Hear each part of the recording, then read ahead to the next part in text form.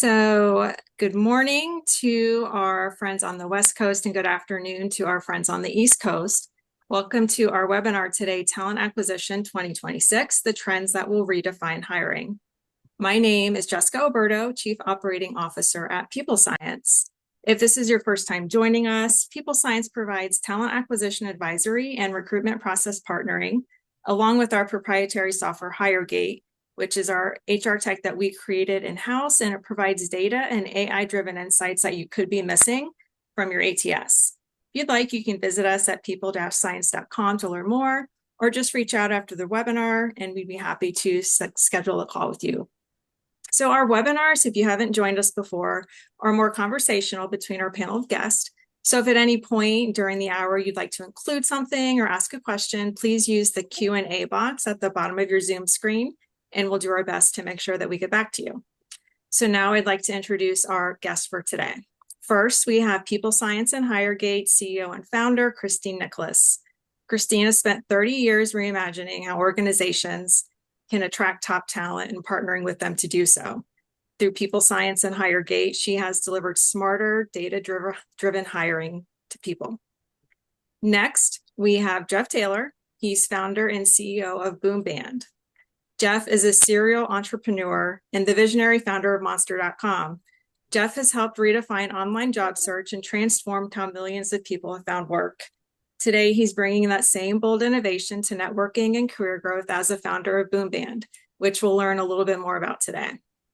And then we have Lindsay Roundtree, our Chief Talent and Product Officer. Lindsay leads recruiting teams. She integrates the latest HR tech and rolls out the metrics and market insights that drive measurable business results for our clients at People Science and HireGate. So welcome everyone to the webinar. Thanks for being here today, Jeff. We're excited to have you. Excited to be here. I'm in a WeWork in Boston, so I'm in a space that's like 3x3. So if there's a little echo, it is what it is. We trapped the monster. That's right. We just got him in there. I'm so excited that you're here, Jeff. We have so much to talk about. And, you know, for our regular followers, the numbers are back. So we're going to start taking a look at that. Before we do that, I just want to say happy birthday, Jessica. Today's her birthday.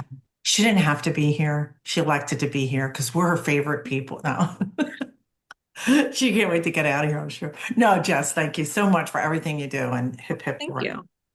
Okay, another shout out. I'd like to give a shout out to Jess and her recent promotion to Chief Operating Officer here at People Science. Congratulations. And Lindsay Roundtree, our Chief Talent Director and our Chief Product Designer for HireGate, those two intertwined. Lindsay, thank you for all your work and congratulations on your promotion. We're all looking forward to going into 2026 with a robust attitude about what the heck is going on, right, Jess? So Jess, you want to take us there with the deck and start?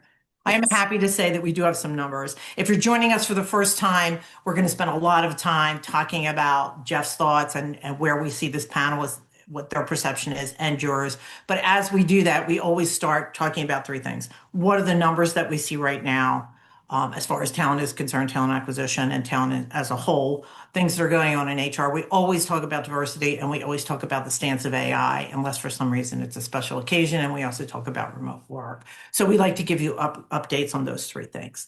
So let's just move ahead right into that.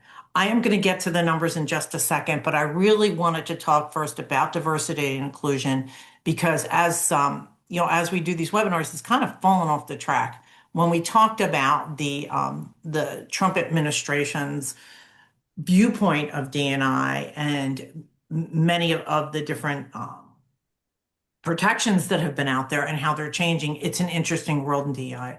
So I thought it was interesting to really take a deep dive last week and say, what are we seeing for 2026? I think these are some really, really important factors that are different than what we've heard before in diversity. So the narrative right now is really to push D&I to become more holistic. Inclusive will become more inclusive, meaning let's look at absolutely everybody and elevate absolutely everybody. This should be an easy thing to do, right? Okay. Conflict will continue to rise and groups will be shouting for a seat. So of course, if you're going to try and elevate everybody and say this should be an open, pragmatic situation, how do we do that without groups saying, I need to be heard more because I'm more discriminated against? Third bullet is AI could make or break the inclusion, and it'll be at the forefront. I think that's a radical statement for 2026. I think that's a lot to do to change things that quickly. But I think it's very interesting that I saw this repeated actually 5 times from different sources. Neurodiversity starts towards coming of age. So, the first time I really thought about neurodiversity and saw neurodiversity come to the stage in diversity programs was back in 2016. I think we're starting to see more and more of that as we've, gotten more educated ourselves in what is the definition of neurodiversity. I'm hard pressed these days to find anybody who isn't neurodiverse. I like to think we all are. Okay. Skills first and age inclusivity will take a foothold. I think this is a very hopeful statement. And we'll see if we can continue. We have seen a marked increase in the attention towards skills as compared to necessarily education levels. And I think the age inclusivity, there's a lot of lawsuits out there right now pertaining to ATSs. And I think too, because boomers are still in the workforce, right? I'm tail end of boomers. Like I say, we're still here, we're still working. And I think that the voice is kind of coming to the top as far as inclusion is concerned. The human-centric leadership will continue to grow with an eye towards diversity. Well-being will be a staple. I thought it was very interesting to me. I'd like to get the panel's take on this, that well-being is a resounding theme that is coming up under diversity these days. So is that to say if your well-being is off, you're now in a protected class or should be? Anybody have any thoughts on that at this point? I would just say the worry about well-being is when things are going well for companies, they tend to start to focus on DEI initiatives. And it's not to say that they aren't there as an underlayment all the time, but there's more focus on hiring military and thinking about our employees' well-being and thinking about internal mobility and things. When things are going tough, I think all these things get pushed down. And it doesn't mean that there isn't commitment to these things in the organizations, but they're not top of mind. They're not top of discussions. And so I worry that when it says well-being will be a staple, then the thing I would say, but is it just going to be an assumption as opposed to something that people are really watching for with their employees? I think that's a good take on it. I'm just surprised that it's kind of being lumped into diversity. I think we're just seeing the profession of diversity and inclusion changing, right? Diverse our leaders within our organizations, our chief diversity officers, and where the attention going. I do think this is part of the natural evolution, and having worked specifically on diversity and inclusion for about 14 years and really have put a concerted effort. This is different language and different topics than what I've heard before. So, as things change and as we evolve, I think we're going to see a different kind of diversity put forward. Yeah. I hope we can emotionally manage this, right? Because that's where we get these outbursts and we have different kinds of scenes out there. But I think 26 will be interesting to see how these things pan out. Yeah. In fact, we might want to let's look at this at the end of next year and see what's really happened, right? We should do that, Jess and Lynn. We should really go back and look at what we saw for last year. So the last 2 bullets are resource groups. They seem to be getting a lot of attention and a lot of support, both politically and within organizations, to continue to grow them. And pay transparency will keep climbing. I think more and more states are signing. And Jeff, didn't you just say something about seeing job advertisements with salaries posted in there? Yeah, 51% of job postings include salary now, up 6.9%. Nope, 6.1% from a year ago.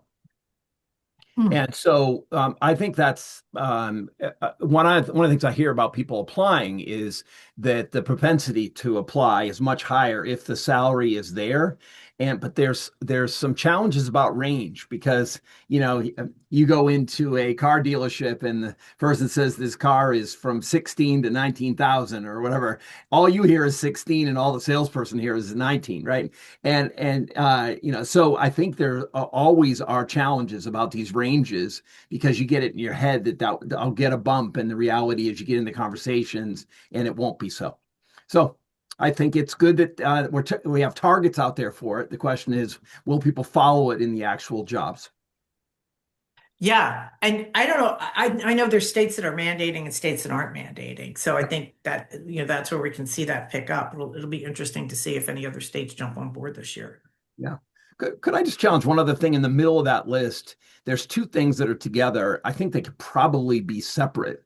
So skills first, there's such a movement right now to skills, and I do agree that more and more listings aren't listing college requirements.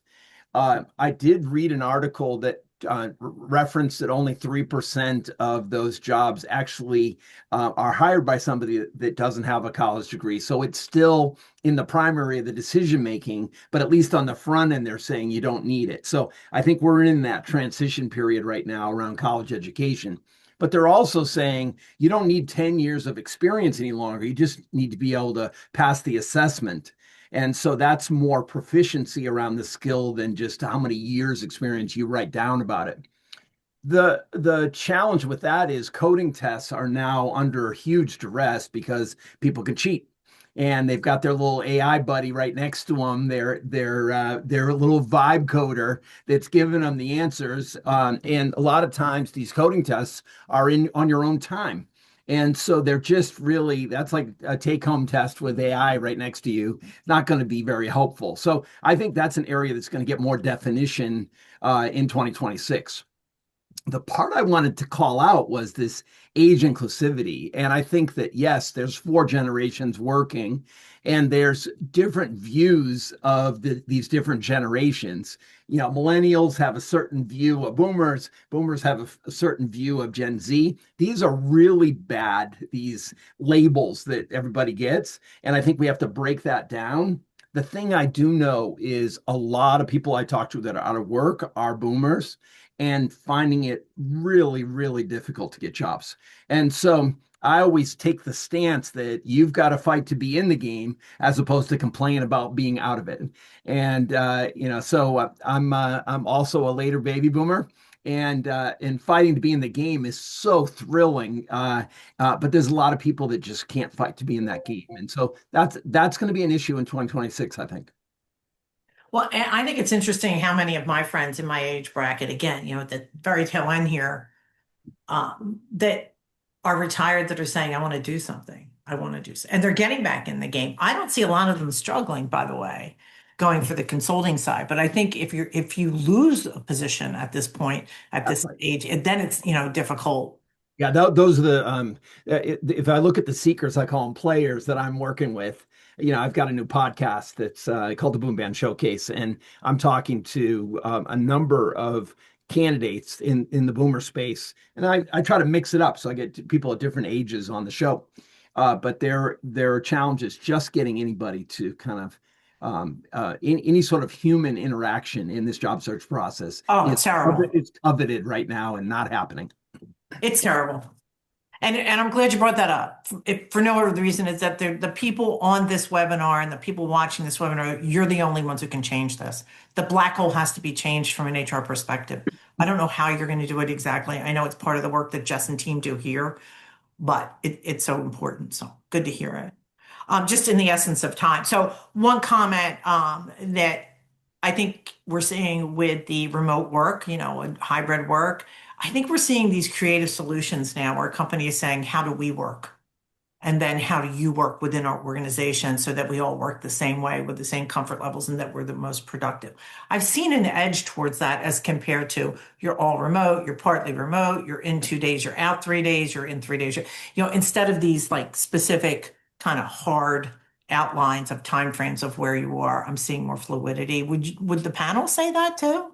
I would agree. And I've read something this morning, an article on micro shifting. So being able to do your work remotely, hybrid, or even in the office, but making it livable, right? So if your kid has a dentist appointment at lunchtime, you take the dentist appointment at lunchtime and maybe you log on after dinner to finish up or make up for that time. Honestly, I feel like mothers have been doing this forever, but always feeling guilty about it and under pressure about it.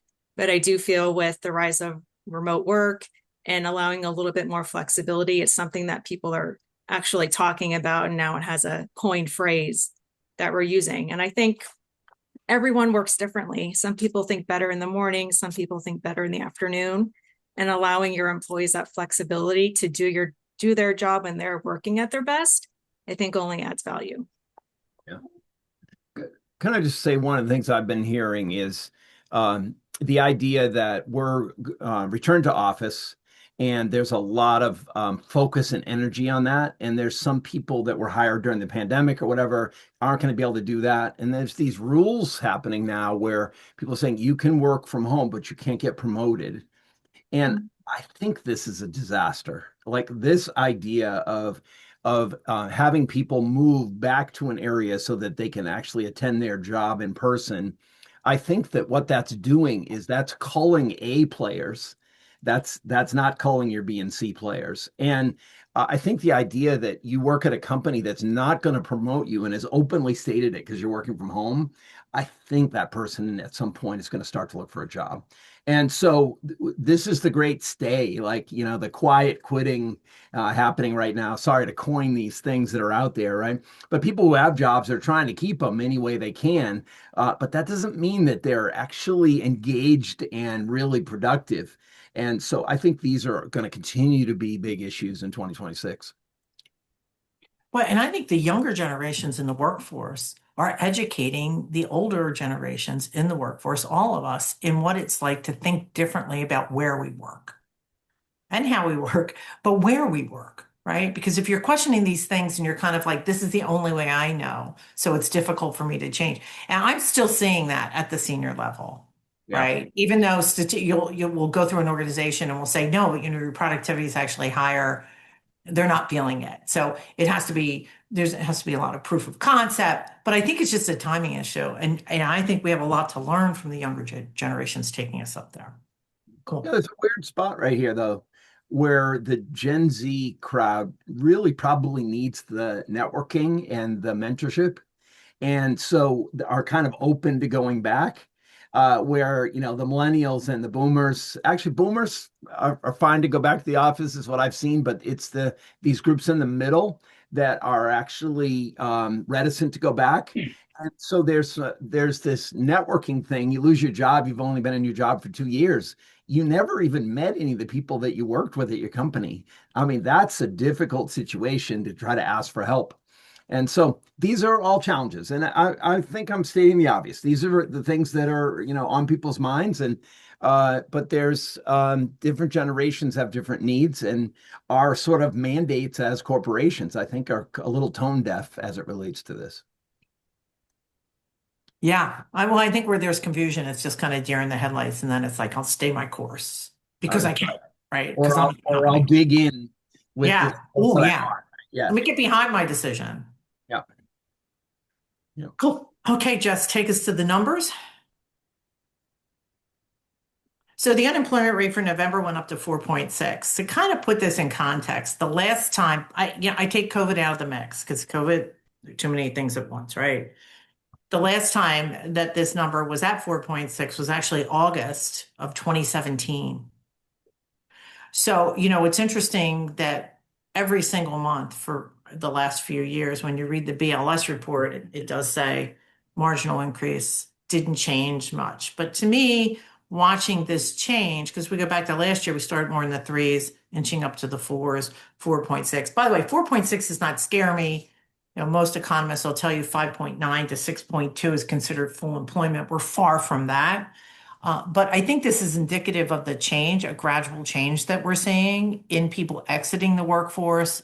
I don't think we're going to see the same kind of long-term unemployment because I think more solves are in place than we saw during the Great Recession and even the recession before that. However, I think that, we could see this continue to climb a bit. What are your thoughts on that, Jeff? Just writing a couple notes here.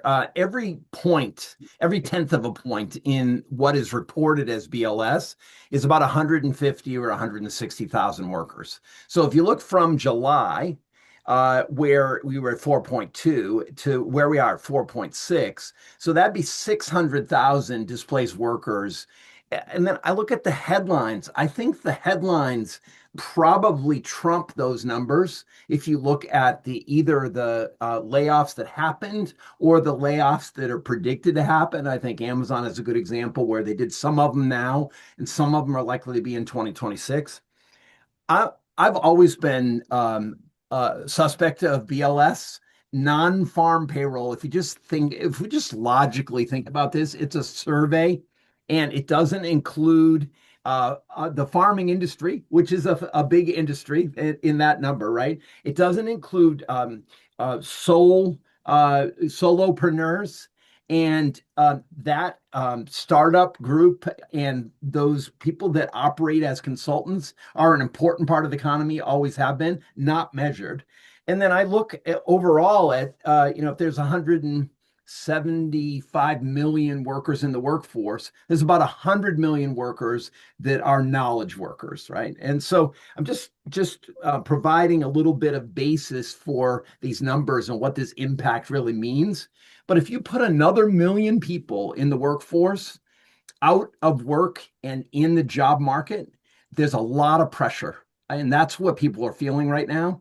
And I always tell people try to ignore the pressure and think about, okay, your job in your area is not competing with 2 million people that are out of work. Your job in your area can be more focused. Now you're a nurse and you're in the Boston area. It's a much smaller group that are out of work, and nursing doesn't have a lot of people out of work, just as an example. So there's a propensity to be able to get a role is going to be more positive for you if you break the numbers down to your very close area where you're looking.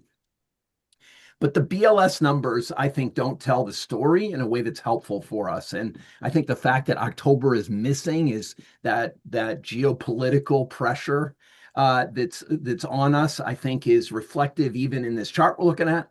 And so I start looking at other areas. If I could just take one more minute, I'm partnered with Aspen Technology Labs. I like their numbers. They report monthly.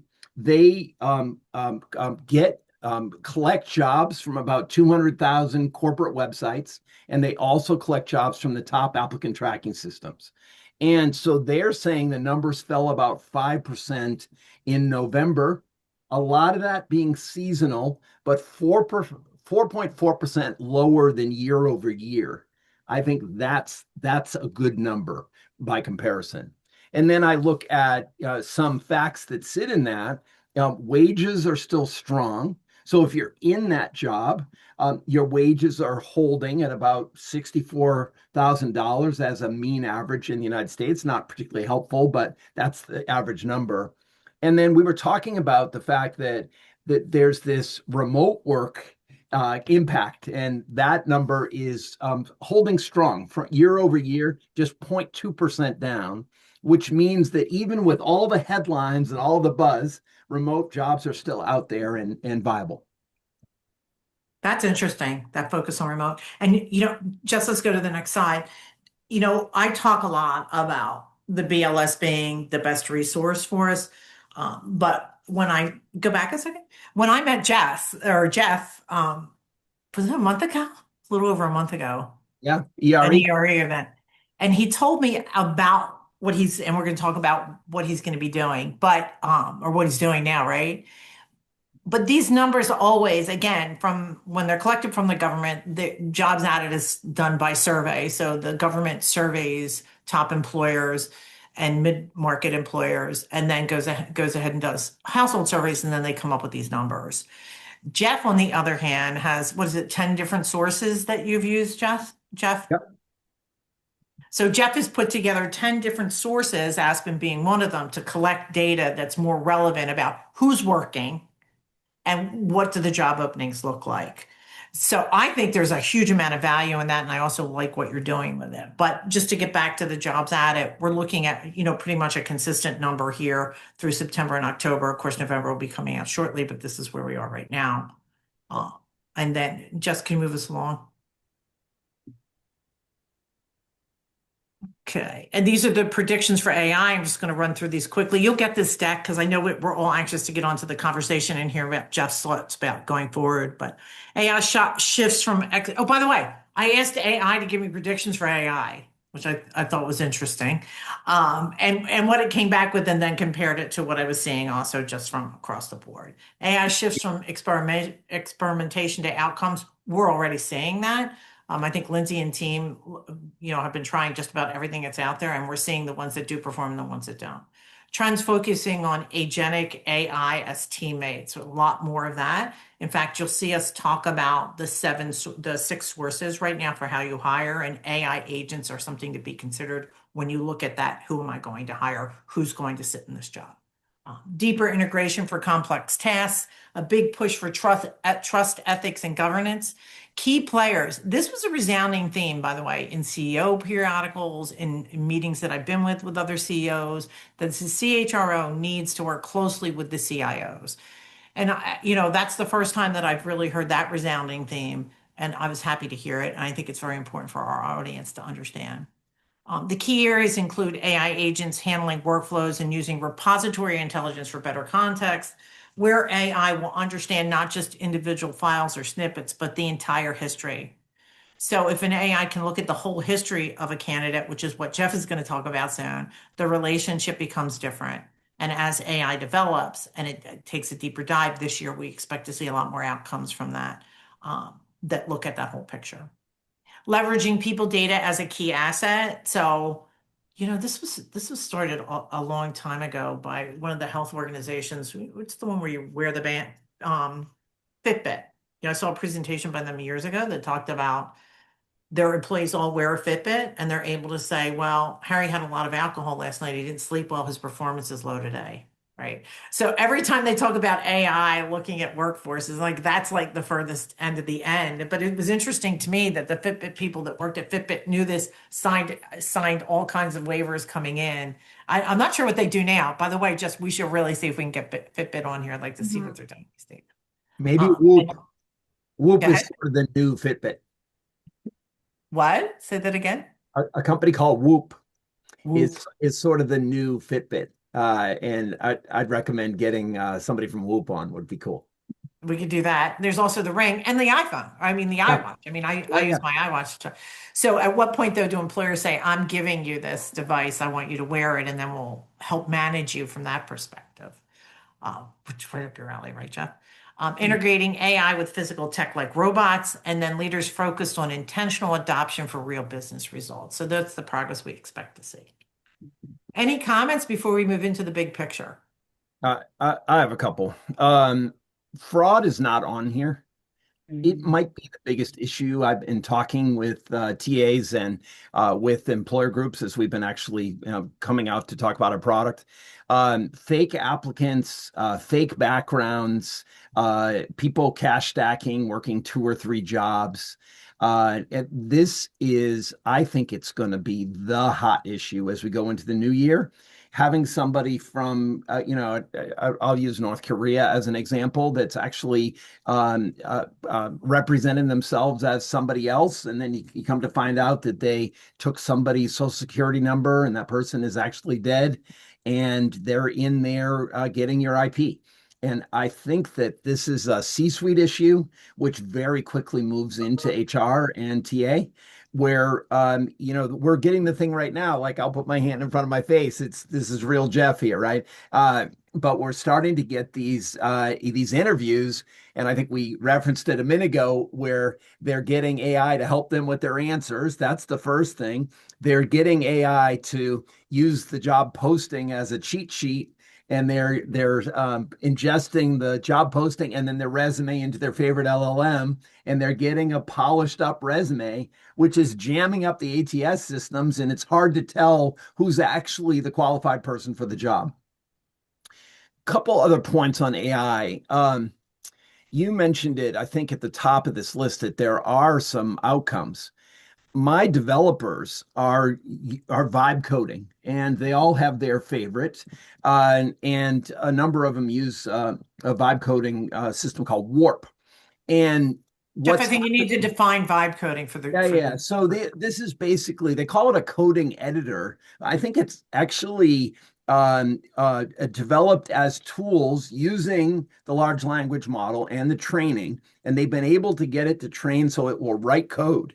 And so I asked my senior development team. I have 6 on my team, and I asked them about 2 months ago. I said, "Are you vibe coding?" And what they're doing is they're using these tools, they're putting in sophisticated prompts, and then the system is actually writing the code. And so even 2 years ago, there was zero usage of vibe coding in this application development process. And now I asked my team 2 months ago, I said, "Are you using it?" And there was like hemming and hawing. And so about a month ago, I said, "I'm going to ask this question again. And if you're not using these tools, then I want to understand why you're not, because I think these are really going to help you." Between 90 and 95% of their code is being written by these AI tools. Okay, just think about that for a second, right? And they were talking about productivity and debating it because it doesn't do some things well, but it may be 4 or 5x productivity. So the reason why I talk about this experimentation outcomes and the importance of AI, it's going to change the landscape. If you think about software development as part of our knowledge worker base, is such a huge area, always was protected. If you had a computer science degree, you were always going to have a job, and now there's a lot of pressure. So, Well, and I think what yeah, we were talking about last night about some of the legacy systems that really, I hope that our viewers can appreciate this yeah, as technology owners, which we are, right? Jeff and I both are. yep, We added some development tools back in 22. It changed the entire product to the point that we restructured it. We were able to rewrite it and redo it completely. But hmm, to give you an idea, on the roadmap for HireGate was the ability for a recruiter to push a button and have a candidate overview created so that they didn't have to make it themselves. They had to go in and put it together. So we got a call and an opportunity actually from General Motors, and they said, we really like the concept of HireGate. Can it write an overview very quickly for us? So I took that back and said, where is this on the roadmap? I did this on a Thursday afternoon at 3 o'clock, took it to our director of IT. He took it to our lead developer. I talked to him. Saturday at midnight, I got a message, it's done. Now, this was on a 6-month roadmap. It was handed to Lindsay on Monday. She and her team piloted. By Wednesday, we were live. The effect is that it's saving those recruiters 4 hours a week. yeah, 4 hours a week yep, with the tool that we had maybe six, that with on the roadmap 6 months down. So when you evaluate your suppliers, especially ATSs, many of them were written in the late 90s and the 2000s. So their infrastructure is created on legacy systems with GUIs and AIs on top. So your ability to make change and have fluidity is much more restricted. That's why you'll see plays in that space, such as Workday buying a Paradox, which is more agile system. yep, But even some of those. So as technology changes, I think we in HR have to become technologists. We right. have to understand those critical points that you just brought up, Jeff. So a couple thoughts if I go sort of backwards from what you just said, like the idea of a bigger company buying a more AI oriented company is at the headline level is very exciting. The challenge is going to be how do you deploy that? And Right. anyone that works with some of these systems recognizes this kind of swivel chair activity where you're moving from system to system to system inside one of the big players because they've acquired companies. And so one of the things that you said, which I think is really important, is the companies that go and rewrite the code of the companies that they're purchasing are much more likely to have great integrated services than people that are just bolting on these new ideas Mhm. because they're really hard to work with the original ideas and the new ideas. And if I zoom out for a minute, a lot of the systems are on kind of Web 2 platforms, right? So they're built, for example, for sourcing, for Boolean search, for keyword search, and then the real innovation was like key phrase searching. But they're actually structured in a more table SQL oriented way. with the new systems, what I call Web3 systems, we use a Google Stack. We use a Supabase, which is a very capable database that sits on top of BigQuery and the Google systems. And I'm not technical. I'm not a programmer, so we could talk more about this maybe with a tech crew on one of your guests on one of your shows. But the idea here is that the Web3 stack allows your agentic systems to actually talk to each other and sets you up for, back to the first point here, to get better outcomes. And everybody knows the term lipstick on a pig, right? And recognizes that that's not changing the pig. I think you could now describe with a lot of those Web2 systems that it's like AI on the pig, right? Where you're getting something that sounds good and it's sort of fancy in the way your initial PowerPoint looks, but how it functions is not going to get you that flow that you were describing in the agentic systems. Right. And I think so many of us are kind of, lack of a better term, landlocked into the ATS that we have. And I think it's up to us at this point to really investigate what needs to be done to get to another level. Well, that whether just depending on your internal system or your current supplier to make good for you Yep. may mean that there's some very inexpensive AI products out there that don't work. There's some very inexpensive products that do work amazingly and can, Yep. we had one tool that saved a client $1 million in a year and it costs next to nothing. Right. And then I've seen, we just came through a thing where we saw an assessment that was over $1 million, totally inaccurate by month 3. So really understanding, what's going on and what you're doing and taking a dive. And then, trusting your own thought process on that as compared to the vendor, I think is important. One Yeah. other point before we jump in and we'll lose the deck is that you have been talking about those concerns as far as fraud and how to really manage this whole thing. I think the bullet, a big push for trust, ethics, and government and governance, and the CIOs, that's where that thought pattern is included. I do see a lot of strides in that direction. And certainly one of the largest concerns when we talk to companies that are looking at new AI is how does this work as far as compliance is concerned? Yep. Compliance seems to come up first. Cool. Yep. So just let's lose the deck. And Jeff, talk to us about what you see coming. Of course, Boomband, which I think we're very excited about. I Yeah. don't know if I'm more excited about Boomband or the fact that you have all this data. So tell everybody what you've been up to and what your thoughts are. Well, yeah, let me start with an AI thing that I think everyone's been talking about, which is AI is not going to take your job. Someone that knows AI will. And I felt like that was last fall's, like everybody was talking about that, right? But nobody really was attributed to that. And the reality is then McKinsey came out with a study and said that by 2030, we're going to be 30% more productive using AI.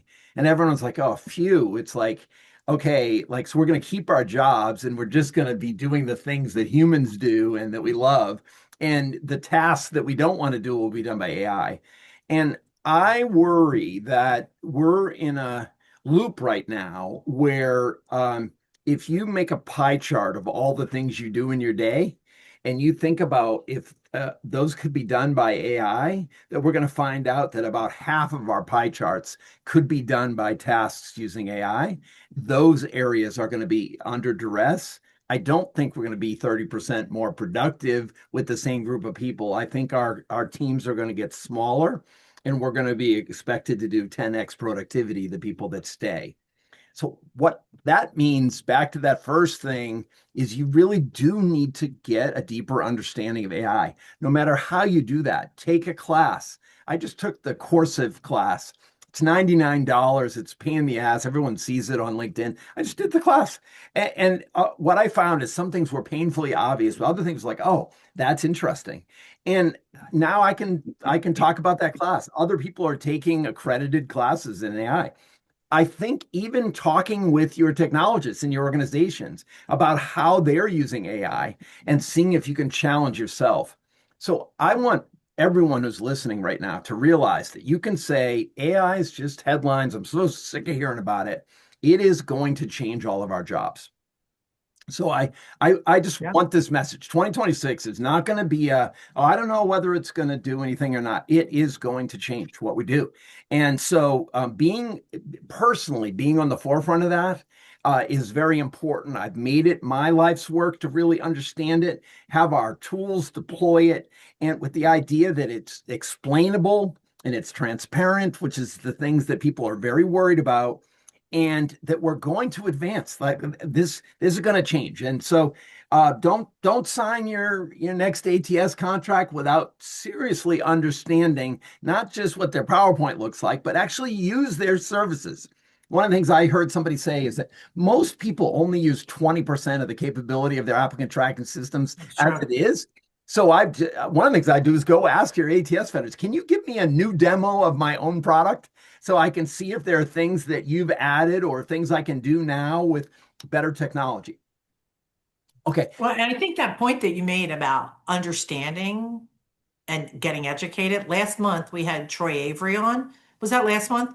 And he self-educated himself in AI by Yep. taking a couple YouTube courses, Right. automated his entire HR job. And when I met him, he said, I don't know how I'm going to tell my boss that I've automated my entire job.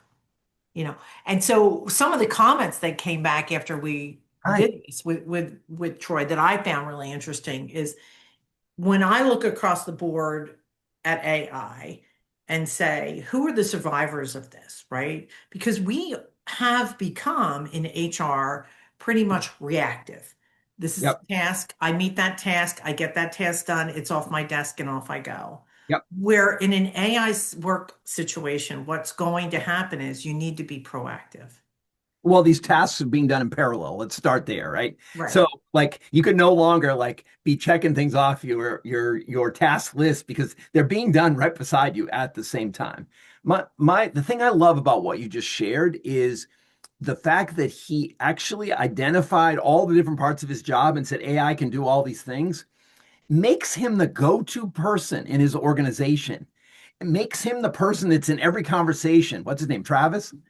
Troy, are you on? Put your hand up if you're on. Troy Avery is his name. I don't Right. know I if you're on. didn't see him in the Yeah, so attendees. it's okay, right? So Mhm. so when there's a conversation going on about AI, guess who's going to be asked to get in the conversation? Troy, right? And we all want to learn enough so we can start talking about it. So when people start saying, okay, who's staying and who's going, Troy's got to stay because he understands how we're transforming.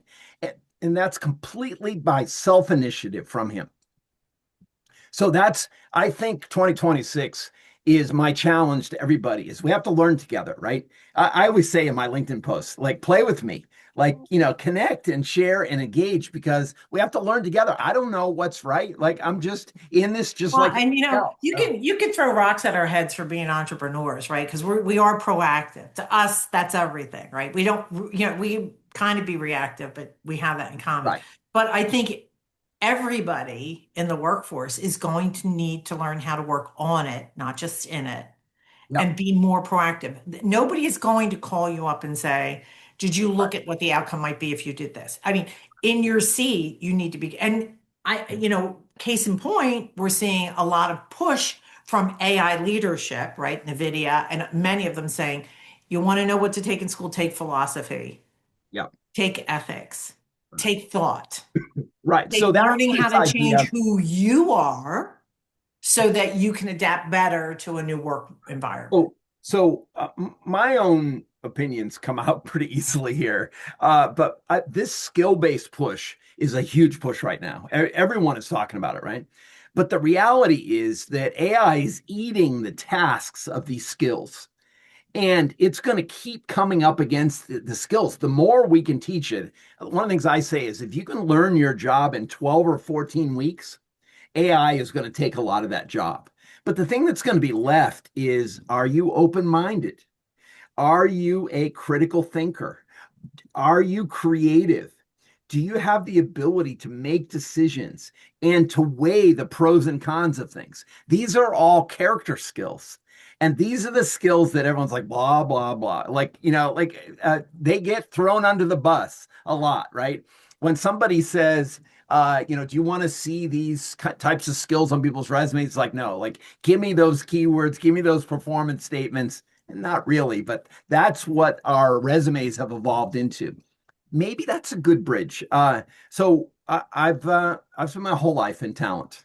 Do you want to? I think it means moving, and I want you to get to what you're doing, Yeah, Boomband, on this. But I do think it means moving from this concept that, and I know this is a diversity issue too, but that it's all skills. I should hire you, Jess, because you have the skills, no matter who you are, no matter what you are.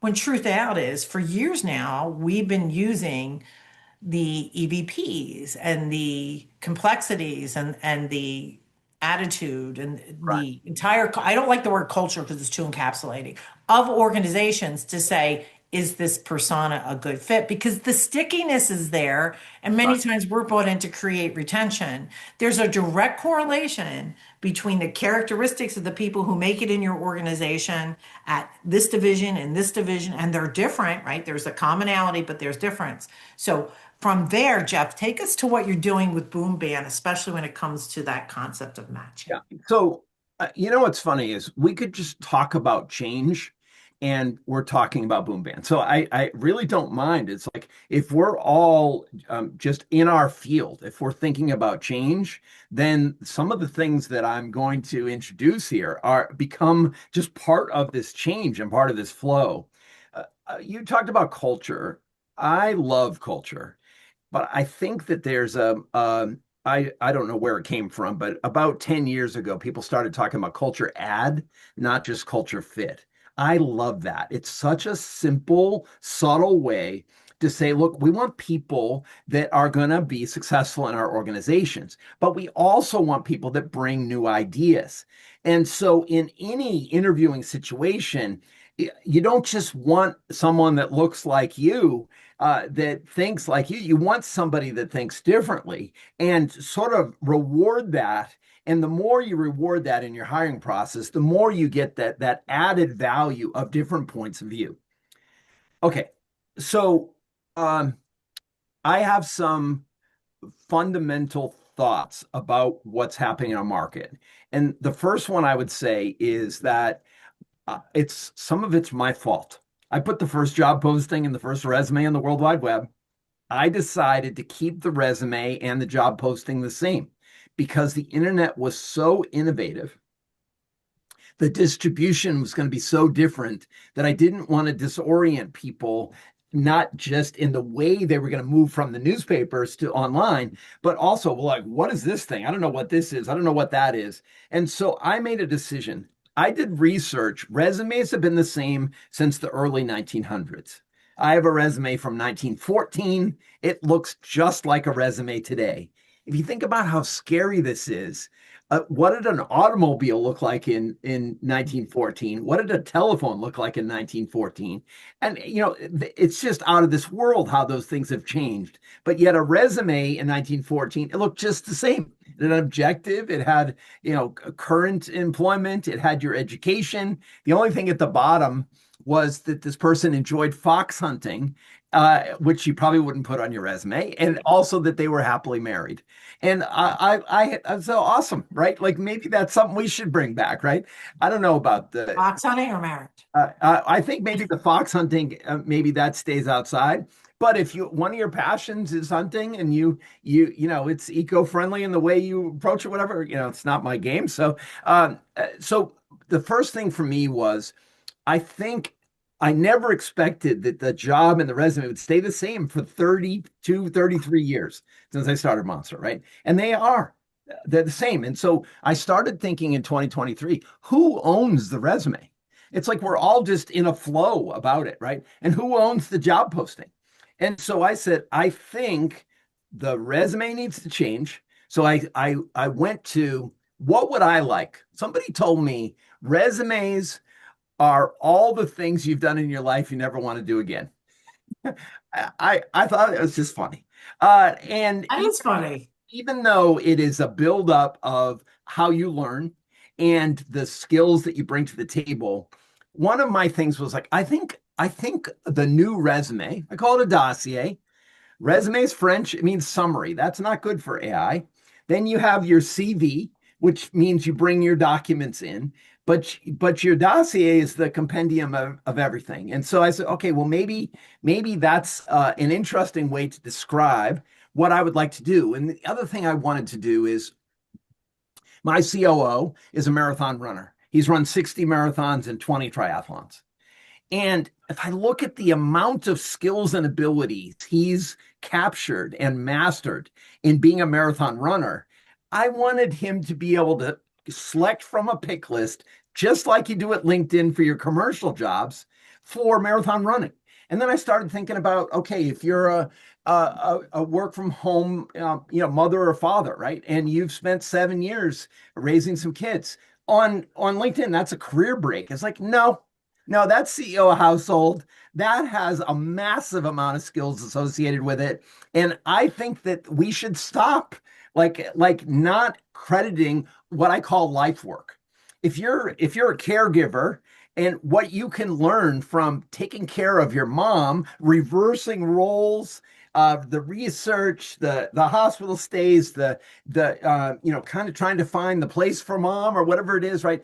All of that learning is all stuff that I would like if you as an employee bring those skills into what we do. So that's the first thing, is that I want to build a document that's your whole self. And I want to be able to get that pointless picture of you and score that so that's part of what we call the Power Lab, where it actually gives you, it's not really credit, it's really recognition for all the skills you bring to the table. The second thing is the job posting is in trouble. Any company that's growing right now has 1,000 people in their queue to apply. The problem is that the quality of these candidates is so masked by all the AI filtering that's happening, and the fact that easy apply has just made it too easy to apply. So I was thinking about it. I think we need to add some friction into this process. And so one of my huge thoughts was, I think that we should have a signal that would go to the very best people, as opposed to an announcement that goes out to everybody. So when I started Boomband, so those two factors are hugely driving my idea for building the business. The third one was that when I started Monster, I thought it should be like a piazza. It's like you have your buyer and your seller. Depending on what area you're in, is who's the buyer and who's the seller. But the idea of the companies meeting with the candidates keep their data up to date, and the employers keep their postings up to date, and they meet in the middle. And so that's the concept of having an arena. And I don't know what happened over the last 20 years, but all the power got sucked into the employer stack, the HR stack. And what you get from that is there's no balance. Every resume that's in your system is disconnected from the person. So while they're out changing in your system, they're just the data's aging. I call the applicant pool inside a company like a 2-day-old pizza box. You know there's a pizza in there. It's on the stove, but you're not going to eat it, right? And so most recruiters are suspect of that applicant pool. Those are the people that didn't get the roles. The reality is the talent in these applicant pools is really exciting. So Boomband, what I decided to do is map the 177 million workers in the United States, build a persona up from the data that I could get about them, and build an unclaimed dossier, and then invite them to come and claim their dossier on our system. And for the employer, then I wanted to map all the employers, build a dossier like a career page for every employer, and then get the jobs, which I've partnered with Aspen as one of my key sources for that, and also get that company information. So I get the benefits and everything, and then have these two meet in our arena. And I built a very visual arena. And the idea of that is, and I showed you guys yesterday. So you got your first kind of chance. It's so cool. It is so your cool. first chance to look at that. And what I think I'll do, we don't want to do PowerPoint here today, but I just wanted to tease you and to say that the idea of this arena. I'll just show it here, and you'll get the idea in 2 seconds, right? So the idea is that in that arena, that you can put a job in the center, and the people that come closest to you are the people that are the best qualified, or you can put a person in the center, and the jobs that are the best match will come to the center. And I would love to do a demo and share with your audience, and we can set that up for right after the holidays. But the main point right now is the resume is in trouble, the job posting is in trouble, the technology is no longer nimble enough to be able to take advantage of what is described as the embeddings, the vector embeddings. In layperson's terms, I take a job posting, and what I really want is the job requirement. I want the hiring manager intake form. I want the old job posting. I want new job information. I want a conversation with the person doing the job right now. Ingest all that and make a signal that then goes into the arena. And then what you'll be able to do is match people. And I have all the people in the country in our system. And then what we'll do is together, we'll go warm up the people that you want to outreach to. The thing that I've discovered is many of the matches in the arena are gainfully employed. And so we built a product, which is called the Slate, where you identify the person that's a really good match for you and play the game in our system. Adjust from remote to hybrid.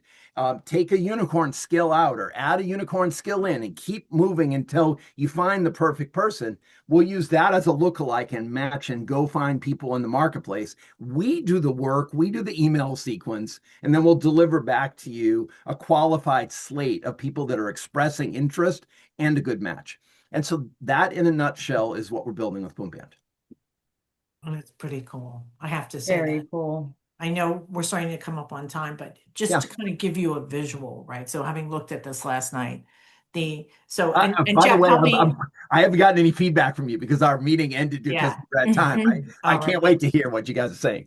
So, I mean, I think that when I looked at the dossier, because it kind of creeped me out. Okay, big thing when we first met, I'm like, I love the 177 because that's where I live. And I think you've got more Yeah. data. And I think there's a lot more to that than we can talk about right now. Yeah.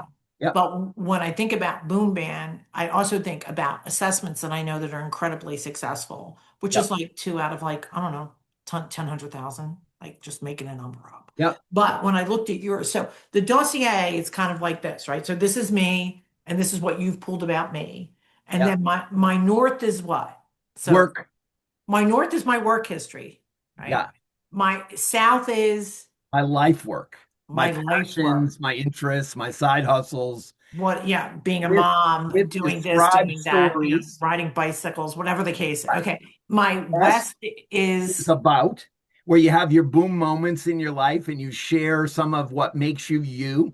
You how have about your me- employment history? Where is that? Me in a That's in the nutshell. middle? Your employment history is your work. That's north. And north. Okay. And then east is, I'm so excited about this, is we take all of your skills from all the other areas and we build a power lab. And that's basically like your analytics area where you can see and explore all of your skills. And you as I can come in and claim my dossier and work on it. If not, you've got it anyway That's with right. only some of the information. So just help us all understand, because I know we're coming up on time. Yeah. What does that same, what we were just talking about, that dossier look like for an organization? So an unclaimed dossier for a company has your basic information, whether you're public or private, the general size of your employee pool. It has the jobs that we found, and we update jobs every hour and once a day in our system. And so jobs that we found that are from your company. And also because we map all the employees in the United States, it has all the employees of your company. And so what we're doing is we've presented to about 300 TAs now. We have groups of TAs volunteering right now to do everything from helping us build out these dossiers to labeling, try to improve the AI matches, as well as regulation and trust and the things that we're working on, right? When you adopt your employer dossier, then you can add in your benefits, you can add in your news feed, you can add in your socials, you can add in the culture ad experiences that you want to share that make your company special. So, and how does it match it then? So I think the thing that we were talking about yesterday is, let's say a customer service agent. To me, if I did a profile on a job description for a customer service agent, they have to have a certain level of empathy, right? So will So it we have then say needs 8% or, an 8 on out of 10 for so empathy? so we don't do that scoring like that. What we do is we have like a area where you drag your stuff in and you can talk to it. So you can say, look, I want to share. I'm looking for a software full stack in Boston with this and this and this. Or you can say, okay, here's a description, drag it in. Here is my hiring manager input form, intake form. Let me drag that in. Here's someone in the job that I love, drag that person in. And then what we're doing is we're compiling those skills and abilities and description. And then we make a signal out of that. And you just hit the button. And it literally goes in the middle of the arena and you can see matches. And then you have the ability to adjust by a whole bunch of filters. So you can filter by location. And you can filter by skills, you can filter by education, you can filter by industry. And then we have 3 views of the arena. We have this round view that I showed you. We have a stack rank view, and then we have a map. So you can see where all the people live, which is one of the aha moments. We're like, okay, now I know where these people live. Now I'm a lot more comfortable that they're in my zone for a hybrid job or for an in-house job. And we're coming up on time. We're going to do a demo. So, audience, please watch for the announcement. It'll come through the email system. Yeah. If you have a copy of this, same thing. We'll include you. Anybody who's registered. Jeff, always love these conversations. Ever since I met you, I'm having these eureka moments. I really appreciate that. I just you have been a customer since I was the monster board. I know. That's like an homage from me. And That's a whole other story, but I bought like an agreement for I just want to Monster. shout, I'm doing a job seeker virtual holiday party next Monday at 3 o'clock Eastern time. And it's posted on my page. You can visit me at LinkedIn. Just put Jeff Taylor and Boomband, you'll find me. And I'm trying to do between 500 and 1,000 people that don't have a place to have a holiday party, and we're just going to have fun and do a virtual holiday party. So that's my so kind of nice. sort of give back that I'm working on right now. So I wanted to do a shout for that. So and it's a pleasure. I've been having fun with you guys, and let's keep it going. We've got a Same. lot more going on. I'd like to thank everybody for coming today. Happy holidays. I hope you have a wonderful, wonderful season. We are certainly on a roller coaster going into 2026, but we're on the roller coaster together. Looking forward to seeing everybody coming up soon in January. Have a wonderful holiday. Thank you. Happy birthday, Jess. Thanks for attending. And Lindsay and Jeff, have a great one. I'm sure we'll talk soon. Thanks, everybody. Thanks, everyone. Thank you all.